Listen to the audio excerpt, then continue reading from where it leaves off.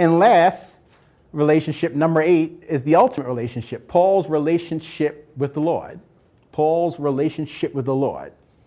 So I want to challenge you. I want you to really think about this. As you go through life, as you go through this season, these are 8 types of relationships just from the Apostle Paul that we really want to get our arms around. Now, last week, we talked about Paul's relationship with himself. Paul's relationship with himself. Before I go into that, there's a scripture that I found that is very powerful. I want you to turn to Psalm 68, verse 6. Psalm 68, verse 6. We're talking about relationships. We're talking about, how did we get here, Chris? We got here because we opened up last week talking about the fact that when you look at Paul's last letter, the last thing he wrote, if you're like me, I can remember, this is not a pleasant memory, but my brother died at 40 of cancer. And I can remember the last days like they were yesterday.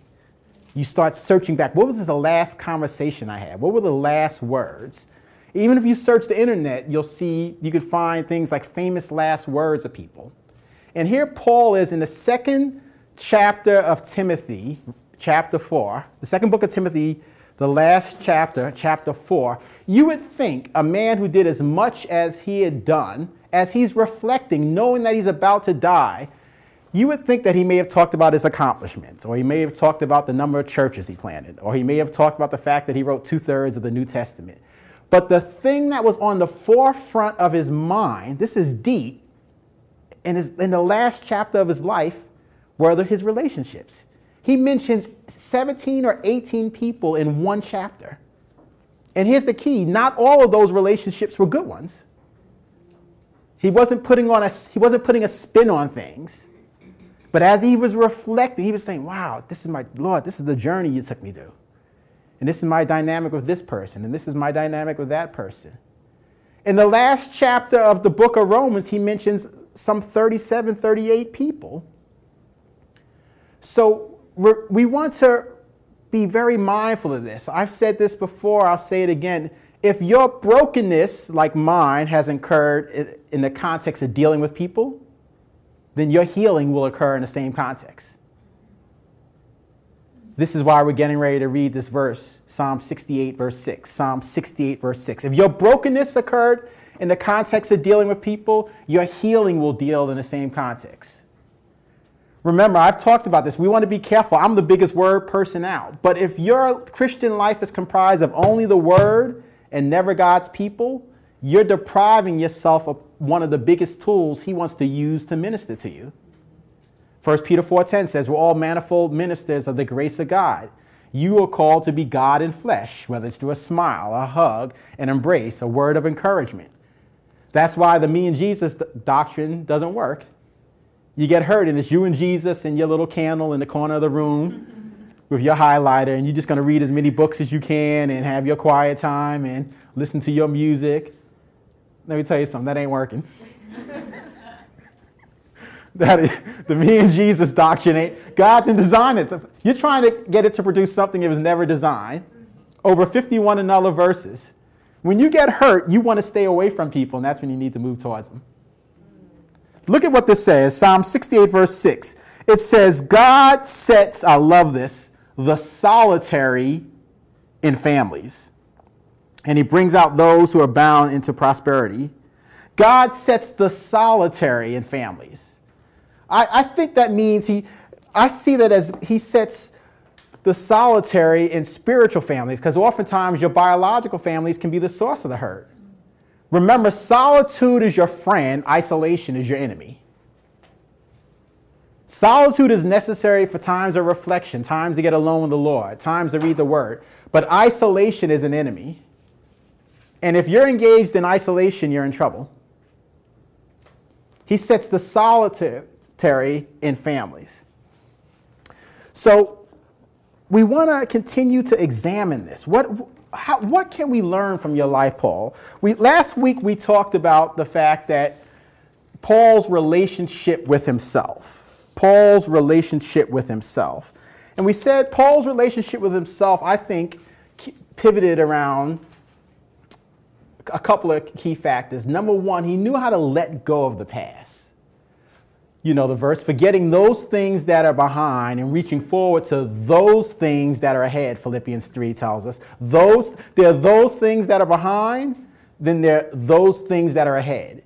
If you're going to master your relationship with yourself, you're going to have to get your arms around those things that are behind. Wasted memory, wasted time, poor relationships, money loss, time spent in the wrong job. You're going to have to get your arm around those things in the past and get your arms around those things in the future.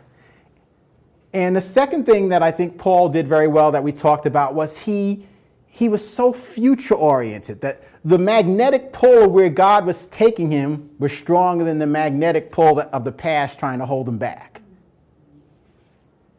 And I've put it like this, you've heard me say, where there's no hope for the future, there's no power in the present. You need something that's having a greater gravitational pull on you to go forward than you have the gravitational pull to remain the same. And we have many scriptures that talk about that. Romans 15:20 says, Paul said, I have made it my aim to preach the gospel, not where Christ was named, lest I should build on another man's foundation. In other words, Paul wanted to do something unprecedented. Many of you want to do something unprecedented. Many of you, there's a blueprint on the inside of you, something you're trying to produce that other people haven't seen. 1 Corinthians 2:9 says, I have not seen, nor ear heard, nor entered into the hearts of men the very thing that God has prepared. I have not seen, other people haven't seen it, nor ear heard, other people haven't heard about it, nor entered into the hearts of men, other people haven't conceived it. But yet this verse, 1 Corinthians 2:9 and 2:10 says, God has prepared it for you and revealed it to you by his Spirit. So there are things you're going to need something pulling you, an inner portrait of what you believe God's called you to do. So Paul said he made it his aim not to preach the gospel where Christ was named, lest he should build on another man's foundation. In 1 Corinthians 9:16, he says, woe is me if I don't preach the gospel. You need to find the thing in your life that you say, woe is me if I don't do this. Woe is me if I don't start this shelter. Woe is me if I don't help other women. Woe is me if I don't break this generational curse in my family. Woe is me if I don't break this financial curse in my family. But there's a third part of Paul's, that relates to Paul's relationship with himself that I didn't get a chance to talk about. And I want to just discuss this very quickly. And it's simply this, and please write this down.